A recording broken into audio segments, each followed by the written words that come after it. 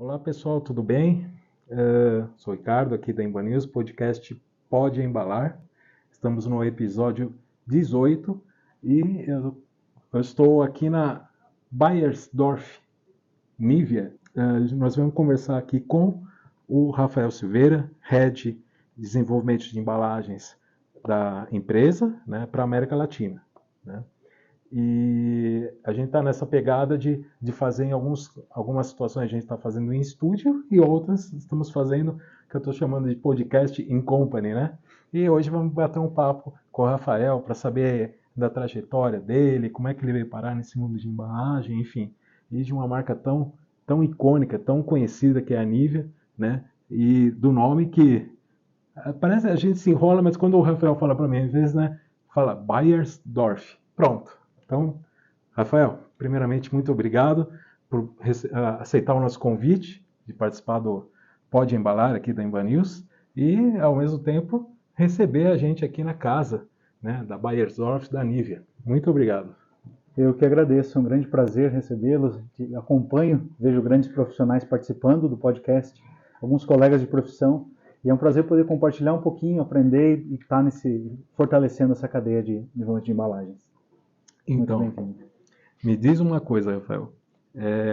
Como é que foi seu início de carreira? Às vezes eu falo, tem a pergunta clássica, né? Como é que veio parar no mundo de embalagem? Muitas pessoas, muitos profissionais que passam, muitas vezes não começam por essa área. E a gente falou, não, pode dizer, onde você começou, como é que você começou, e depois, se foi exatamente na sequência que você entrou na área de embalagem. Então, Sim, acho que foi uma feliz coincidência, né, entrar nesse ramo. Eu estudei engenharia de materiais de formação, e venho de uma grande influência de metalurgistas. O meu pai e o meu irmão, sou do interior do Paraná, uma família muito humilde, uma cidade muito simples, mas com muito carinho e amor, fui criado assim. E tinha essa influência em casa, de curiosidade sobre as coisas, como são os processos, como as coisas são feitas. Meu pai trabalhou muitos anos na indústria do petróleo, na Petrobras. Então ele voltava para casa, ele gostava muito de estudar, ele fazia o Senai, e me envolveu nisso. Desde muito pequeno já fui fazer cursos no Senai, curso de soldagem, usinagem, e fui aprendendo, se tornando curioso sobre essa parte. Aí chegou a hora de ir para a faculdade, eu fiz um curso de engenharia de materiais, lá na UEPG, Universidade Pública Estadual, e que deu uma bagagem muito técnica para essa questão dos materiais, dos polímeros, das cerâmicas e metais, e me apaixonei mais ainda pelos processos, pelas propriedades dos materiais, e me abriu a oportunidade de fazer estágios. Meu primeiro estágio foi um estágio voluntário, eu escolhi vir para São Paulo, no interior, aqui em Alumínio, numa cidade de alumínio, né, uma grande empresa de alumínio, que se chama CBA. Fiz estágio lá, na fundição, no desenvolvimento de algumas ligas, de alguns processos, que foi a porta de entrada para esse mundo de embalagens, indiretamente, né, como fornecedor das grandes indústrias.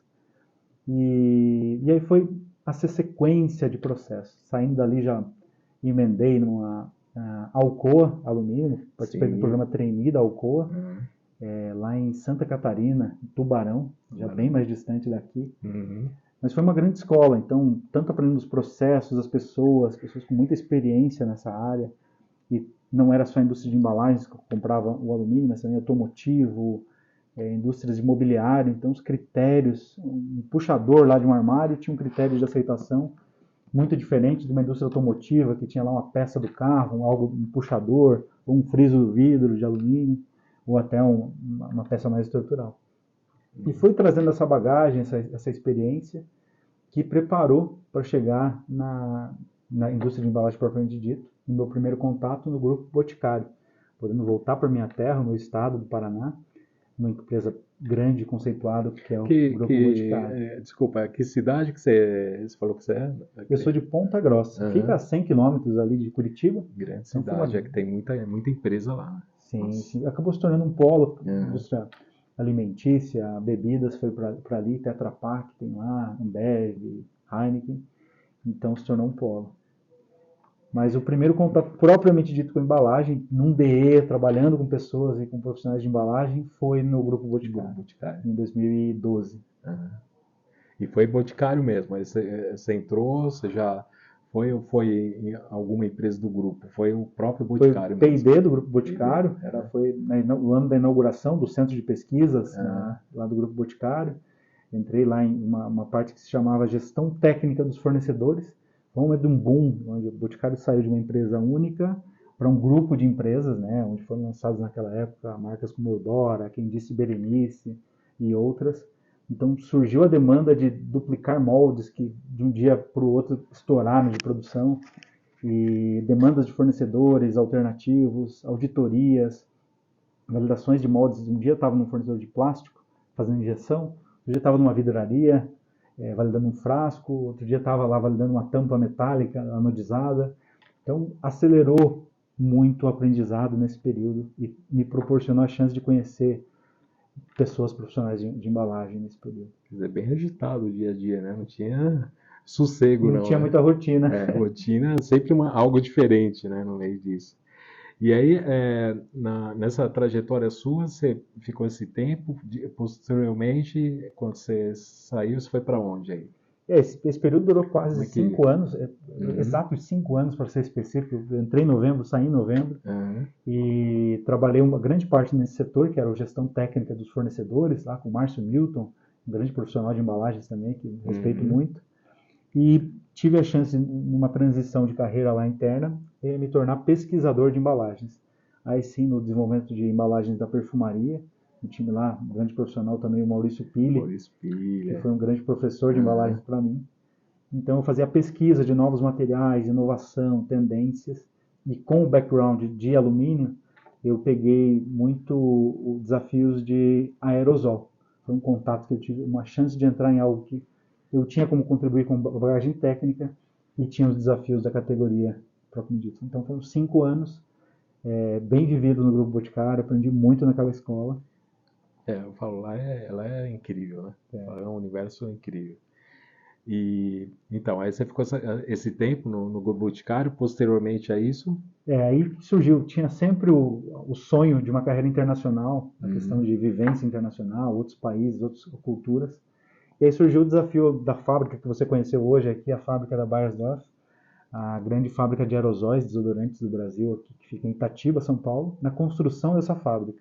Então eu vim em 2017 para Itatiba com o desafio de participar do projeto de expansão para nacionalizar a produção de aerosóis. Até então os aerosóis eram produzidos na Argentina, com vários incentivos fiscais, e com mudanças de governo, questões políticas, foi mais viável produzir no Brasil, movimento que toda a indústria de aerosol acabou migrando de personal care da Argentina para o Brasil naquele momento. Então eu me juntei a Beiersdorf nessa primeira passagem, fiquei 2 anos e meio na construção dessa fábrica, definindo o portfólio Brasil, várias melhorias de sustentabilidade na época, reduzindo o peso, reduzindo a complexidade do assortment e implementando alguns materiais reciclados, que na época, em 2017 e 2019, já era algo inovador.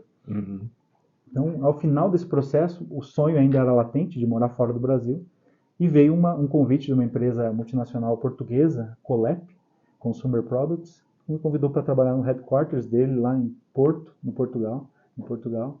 Então eu e a minha esposa mudamos para lá, e foi bem um ano de 2019, né, um ano que estava prestes a um boom da pandemia, mas tive alguns meses, bons meses de culturas diferentes na Europa, tive a oportunidade de ir para o Japão, fazer algumas transferências de tecnologia, e a empresa é uma líder mundial na parte dos desodorantes e terceirização, então foi uma experiência fantástica trabalhar em Portugal e nessa empresa.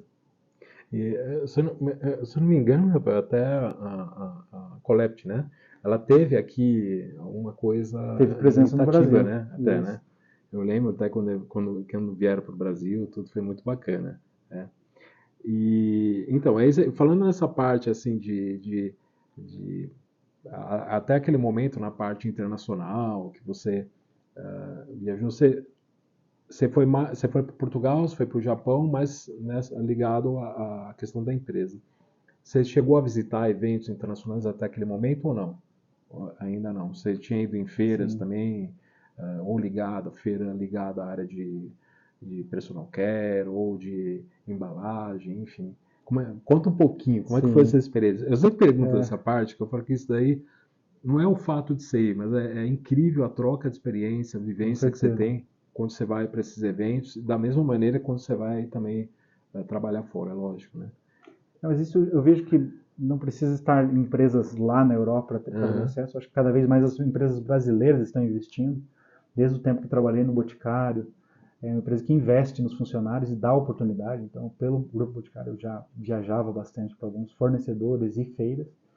E estando lá, então foi uma coincidência da pandemia, então foi um período que não tinha tantas feiras.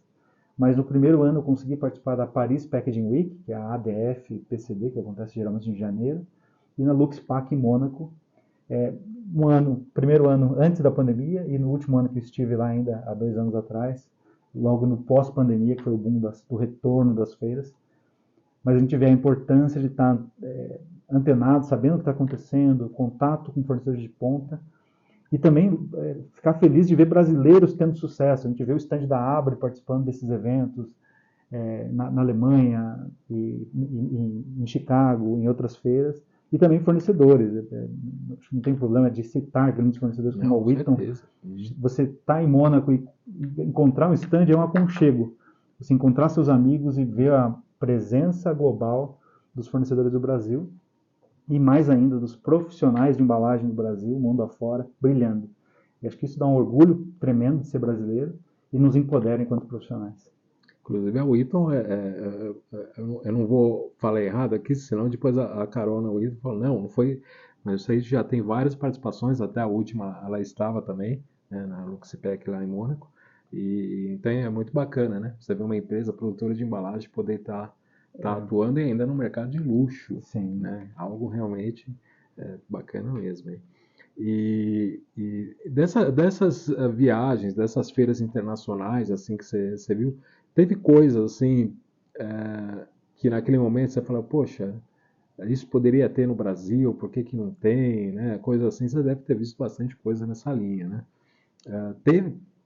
Teve algumas assim que você de repente vai falar, puxa, ainda o Brasil não está maduro, não está preparado para isso. A gente ouve isso tanto em alguns mercados, né? O Brasil ainda não está preparado, quem sabe um dia. Que eu acho que não é só uma questão, é questão cultural também, né? Questão dependendo.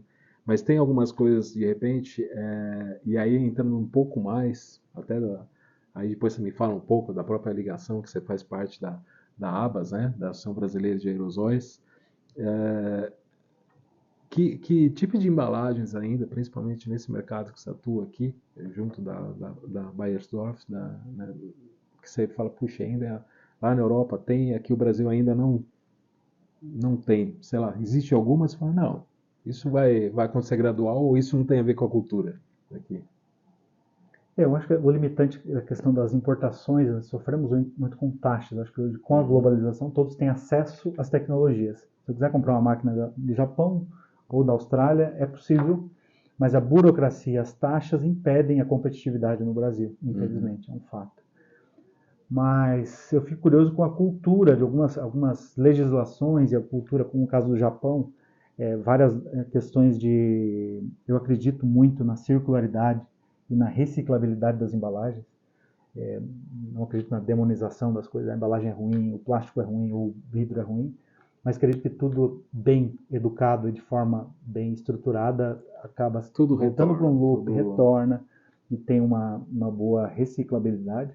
Então, países como o Japão tem já há muitos anos a questão do incentivo. Você terminou uma embalagem, você vai separar os materiais, o que é PP do que é PE, ou um produto pressurizado, como é o caso do aerosol. Então, as pessoas esvaziam o aerosol antes de descartar, tiram a tampa antes de descartar. Então, o plástico vai com plástico e o metal que é tão precioso ali naquela lata de aerosol, ela é 100% reciclada naquele país. No Brasil, nós não temos legislações claras, por exemplo, nesse exemplo claro do aerosol. Então, hoje ele é classificado como um resíduo perigoso. Mesmo que eu queira reciclar, eu não consigo. Então, são mais bloqueios culturais e legislativos, ou relacionados a leis, que bloqueiam a cultura da reciclagem ou da circularidade. Mas acesso, eu diria que o Brasil tem acesso à tecnologia de ponta. Nós falamos ainda no almoço hoje de empresas aqui de Itatiba, que são referências globais de máquinas. E eu acho que isso não é impeditivo, são mais as dificuldades mesmo, barreiras de impostos. Quando eu falei para você, assim, em relação a alguns mercados, assim, porque você pega, lógico, o mercado japonês, um mercado do Oriente, a China mesmo, você vê que são mercados muito fortes, muito fortes na parte de personal care, né? E sempre está lá em cima no ranking tudo. E o Brasil é interessante, né? Porque ele se destaca, né, nesse mercado. A gente vê que essa parte aí, sempre por números que tem da ABPEC, mostrando o mercado, sempre mostra que o mercado sempre está evoluindo. Mesmo no momento, quer dizer, ele nunca deixa a peteca cair. Sempre é muito bom. E isso é interessante, né? E tem alguns trabalhos, né, que a própria ABPEC faz. E até no último evento que teve, né, da Abas, que foi junto também do Abas Awards, que inclusive eu falo, ficar aqui meus parabéns para o time todo da Abas, né, junto com a Aline aí, que está uma gestão muito bacana, foi incrível, foi uma experiência muito bacana, né, foram 2 dias muito bacanas, assim, bem interessantes. Que você de repente acha que falta para esse mercado? Não é que ele não está amadurecido, mas pegar, quer dizer, é isso mesmo que você falou da questão tributária, tudo mais. Mas existe alguma coisa mais no aspecto de falta de visão, talvez ainda de algumas empresas de não ingressarem? E isso eu sei que a Baisdorf está muito bem, né? Ela sempre tem esse olhar para ver. Você acha que existem produtos ainda que poderiam estar entrando na parte aqui que você atua de personal care? Ou você fala, não, realmente aqui acompanha a tendência global. Né? Infelizmente, é claro, né, o timing do lançamento de produtos. Alguns mercados são mais maduros e mais aceitam uma quantidade a quantidade de preço que você transfere para o consumidor, a oferta. Então, o Brasil, então, é a questão cultural. Então, se você vai oferecer um produto com refil, ou um produto com menos água, ou mais conteúdo reciclado, o impacto no custo do produto é inevitável.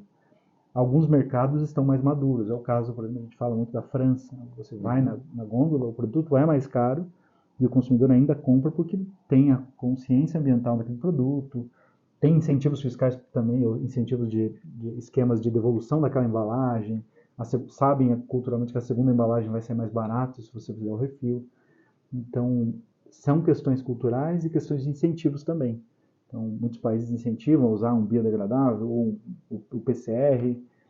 E eu acho que essas são mais barreiras culturais e de custos do que de tecnologia.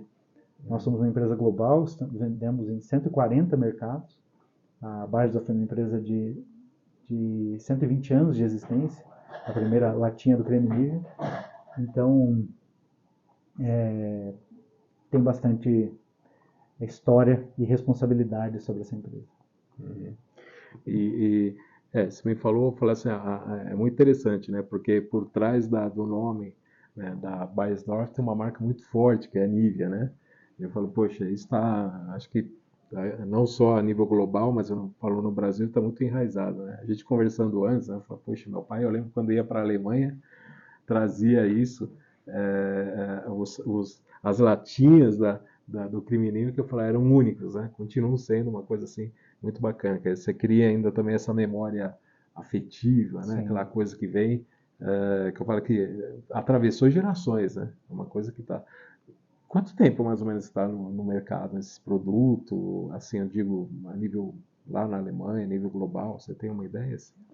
Eu brinco, por ser um profissional de embalagens e de alumínio, ela está há quase 120 anos de história dessa embalagem. Então, o alumínio em si, o processo Halpet foi inventado em 1880 e qualquer coisa, não vou saber precisar. E logo depois foi um dos primeiros produtos que usou a embalagem de alumínio para fazer esse produto. Então, tem muita história, tem uma tradição, é algo icônico. Nós temos o formato em vidro, temos o formato em plástico, mas a famosa latinha do creme azulzinha, ela permanece.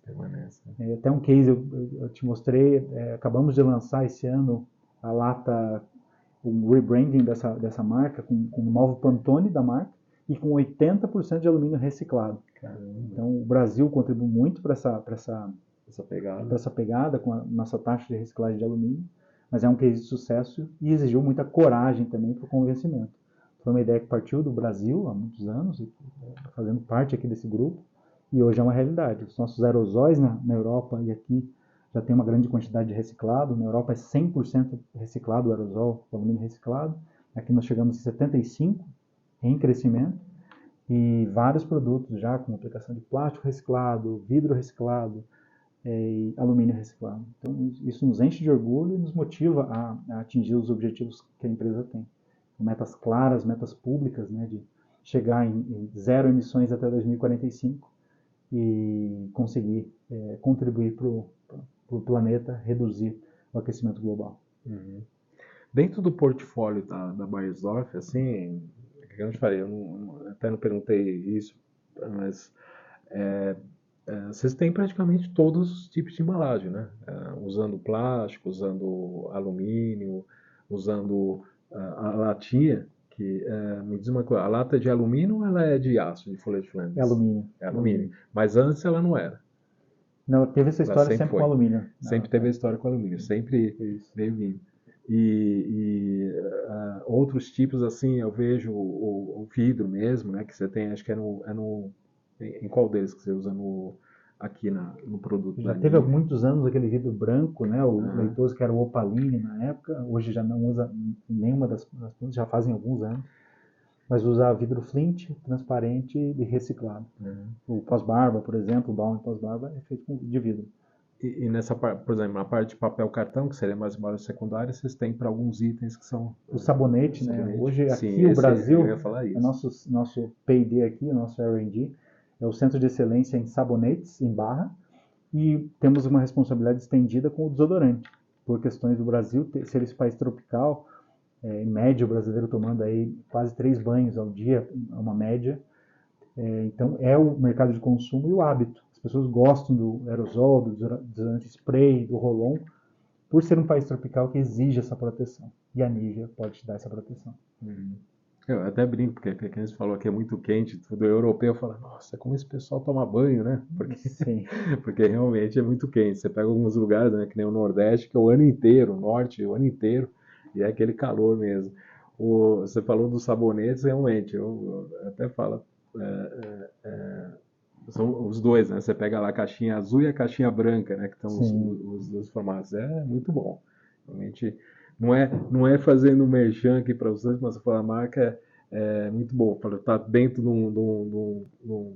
do gosto, acho que de muita gente, né? Eu sou eu falo para você, que nem desodorante também. Eu falo, desodorante é muito bom. Desodorante da Nivea. E o que você vê assim como tendências para esse mercado, de repente, para o mercado de personal care, em algumas coisas que você vê aí dentro do mercado, assim, teria alguma coisa assim que você fala, poxa, acho que de repente tem não para Beiersdorf, mas como um todo, ou propriamente, lógico, porque tem coisa que é coisa de mercado, não é o caso, tá? Eu estou falando mais que não, já está, algumas coisas já estão dentro do mercado, outros... eu estou falando mais olhando, comparando com o mercado internacional, né? Por isso que eu sempre faço essas coisas. Mas a gente sabe que tem a particularidade no Brasil, né? De alguns itens e na própria América Latina, né? A gente estava conversando antes até como é interessante, né? E você atende a América Latina, você deve ver esse tipo de coisa. Como é diferente aqui, é diferente da Argentina, toda essa parte. Tem formatos específicos de cada região. O consumidor na Índia é diferente do consumidor na América Latina. E até aqui, se você vai para a Colômbia, o formato já é diferente. Ou na Venezuela. Tem questões econômicas envolvidas e tem questões de hábito de consumidor. Eu posso te dar um exemplo do nosso roll-on. Nós somos líderes no mercado de roll-on, com Nivea Men, globalmente. Mas se você for comprar um roll-on da Nivea na Alemanha, ele é feito em vidro. As pessoas gostam da embalagem mais pesada, gostam da transparência e pagam por isso. Agora, no Brasil, se você for na gôndola, praticamente 100% dos roll-ons que você vai encontrar, desodorantes, são em plástico.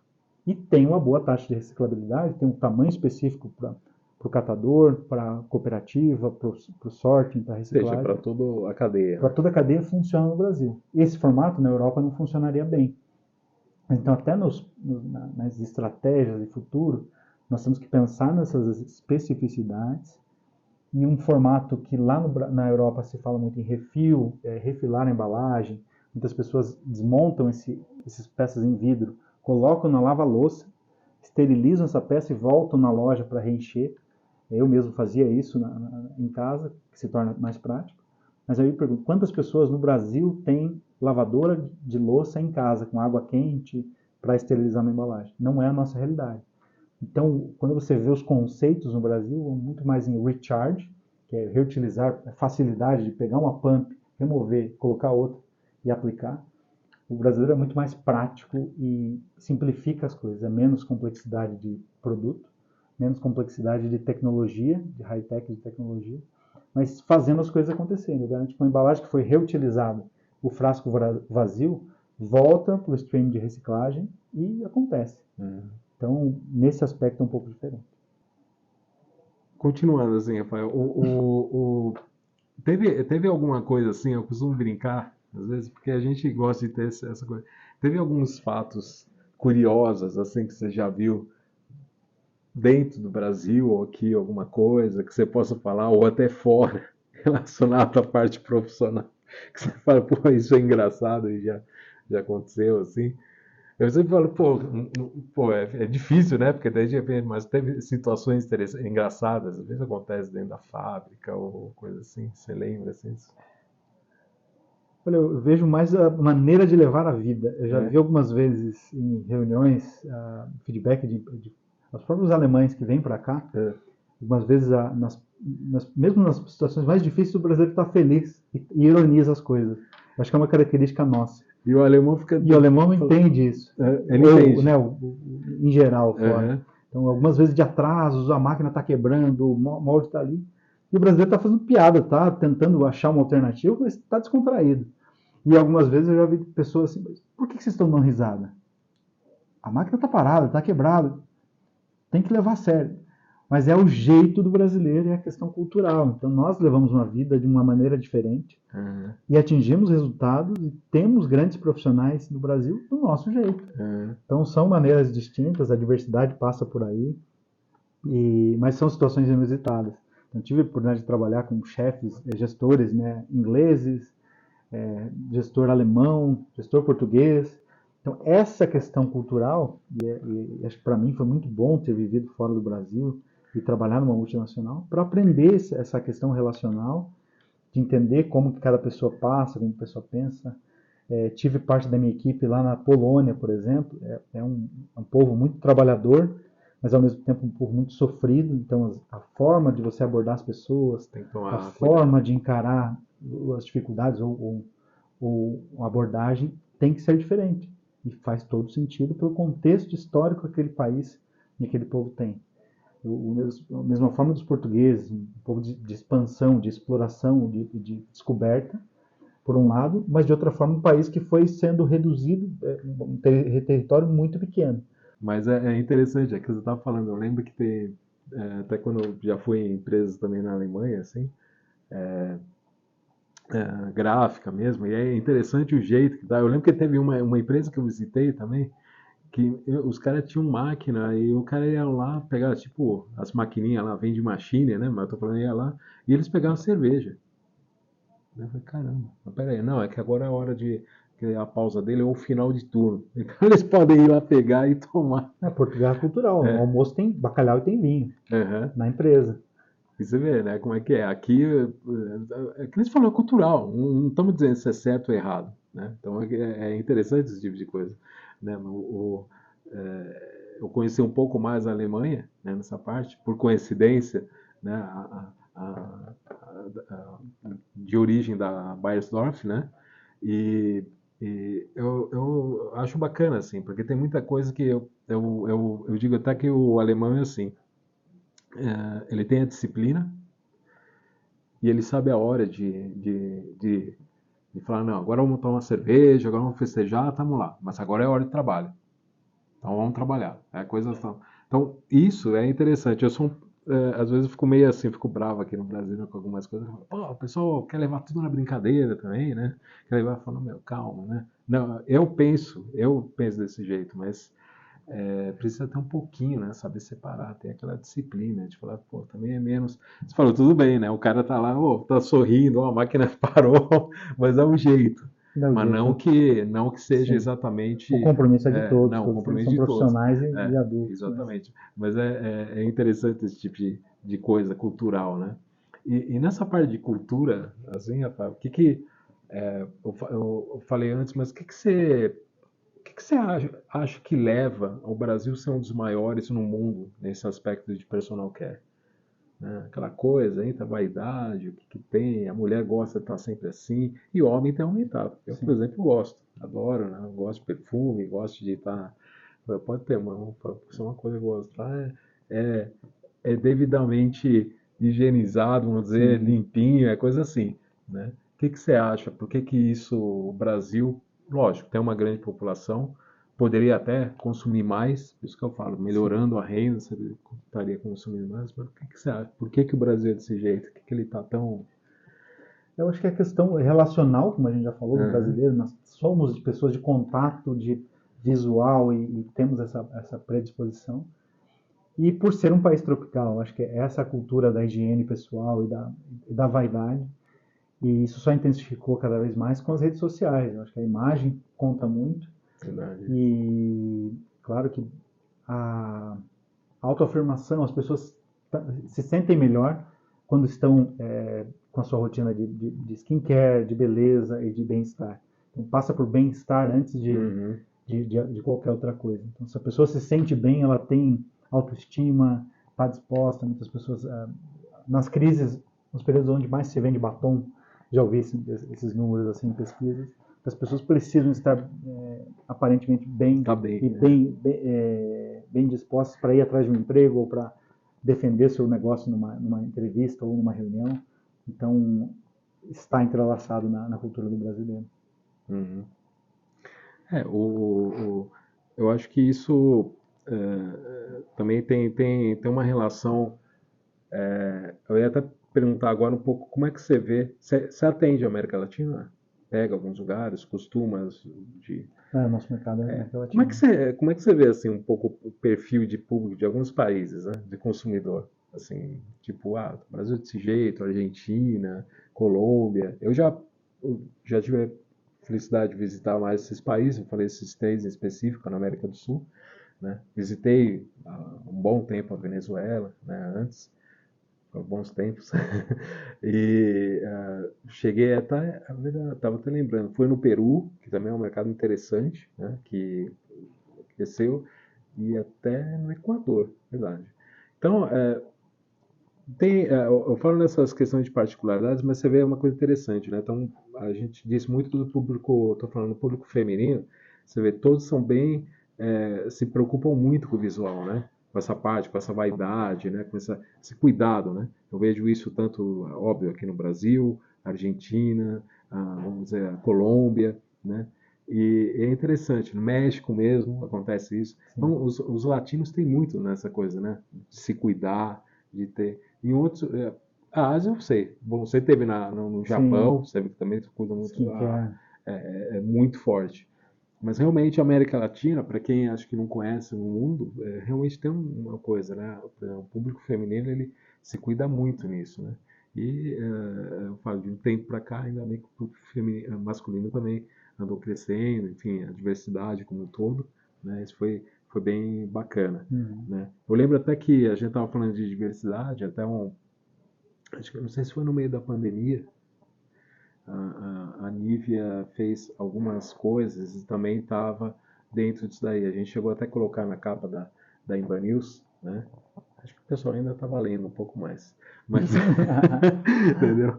E aí eu lembro que tinha, e até colocamos numa capa, né? Que estava tudo, né?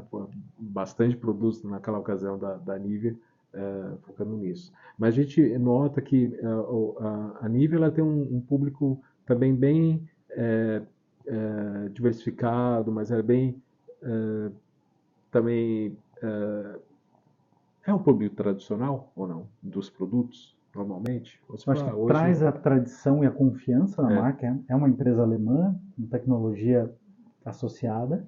Então, que vem de gerações, a avó passou para a mãe, que passou para a filha, que passou para a neta. Então, passa por isso, pela confiança, isso é muito bom, e aumenta a responsabilidade. Mas que também traduziu ao longo dos anos de acompanhar as tendências, acompanhar a forma de conversar com o consumidor. Então, o creme que era feito lá em 1900, 1880, não é o mesmo, as mesmas fórmulas ou os mesmos produtos que hoje conversam com o consumidor. O consumidor lá da Europa, que tem uma tendência de um estilo de pele, não é o mesmo do brasileiro. As fragrâncias podem ser diferentes em algumas variações, né, de produtos, mas a gente sempre tenta acompanhar. Tem produtos mais soft para absorção rápida. O brasileiro tem uma tendência de ter pele mais oleosa, ou as embalagens que tem aqui no Brasil são diferentes das de lá ou de outras partes do mundo, mas sim tem especificidades, e a gente se preocupa muito de atender as novas gerações. Então, o consumidor que ouviu falar de Nivea com a avó, ele precisa ter algo que converse com ele hoje, em 2025 e aqui em diante. Então, as campanhas, os investimentos e as causas que a empresa apoia falam muito sobre isso e mostram comprometimento. E nessa parte, assim, e dentro do portfólio, vamos dizer, um pouco da Beiersdorf aqui no Brasil, quais produtos assim que tem? O que vocês têm? Hidratante, sabonete? Hoje é muito focado no mercado de personal care, skincare. A Beiersdorf também tem empresas de dermocosméticos, como é o caso da Eucerin, que é uma marca também do grupo, tem uma aplicação específica. São outras marcas específicas, por exemplo, para os Estados Unidos, que é a Coppertone.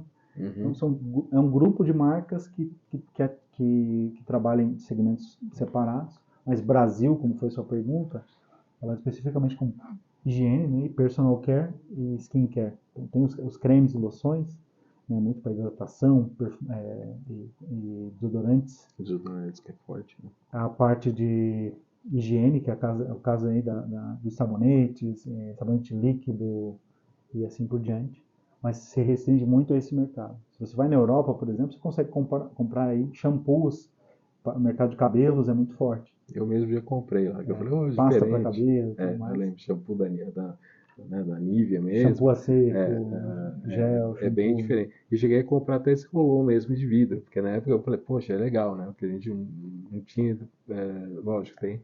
Cheguei a pegar isso. Falei, a vantagem, a diferença da Europa é que isso não tem nada a ver com vocês, tá? Falei, a questão econômica, estou falando como um todo, que eu lembro que eu ia lá, pegava o produto, depois voltava depois de 4 anos, estava mesmo um valor em euro, voltava depois, não sei quanto estava, agora, lógico, a coisa deve ter mudado um pouquinho, mas isso sempre é uma coisa que mostra sempre que foi estabilidade, né, nessa questão aí.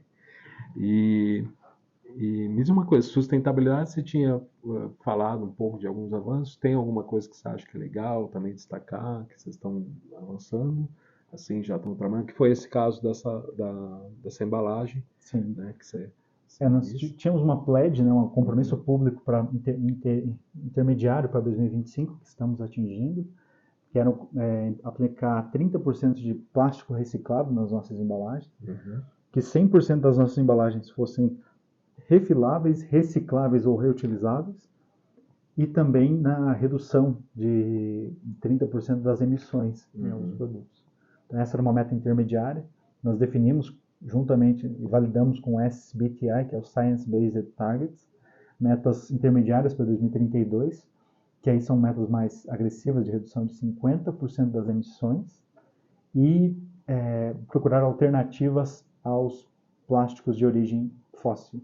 Então, N opções que estão sendo exploradas, mas são metas bem agressivas para chegar em 2045 com net zero. Então, são todas metas públicas e compromissos firmados e validados. Que nos dão muito trabalho, e o time trabalha incansavelmente aqui. Temos parte do time aqui em Itatiba, no R&D, e parte no México, que trabalha em diversas categorias com esse foco.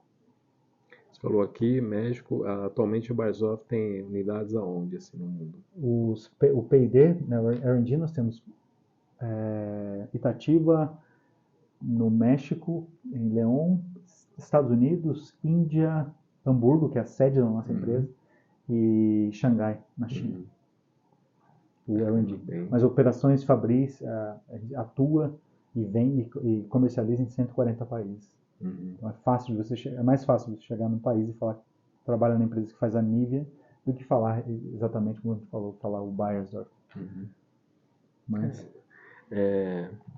Tem alguma coisa assim que você gostaria de compartilhar, falar de repente para o mercado, que você acha bacana? Eu falo, fica à disposição. Você fala, não, tudo bem, tenho, mas vão ser novidades e vocês vão aguardar.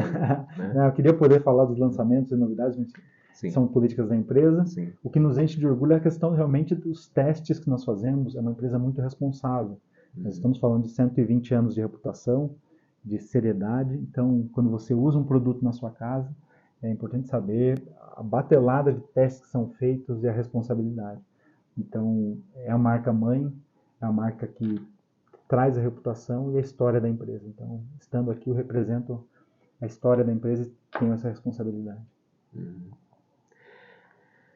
Ô Rafael, a gente vai para uma pergunta, para que nem tem a pergunta clássica quando eu começo, tem a pergunta final, que eu costumo dizer, que eu falo, pô, é difícil responder isso, né? Mas o que é embalagem para você?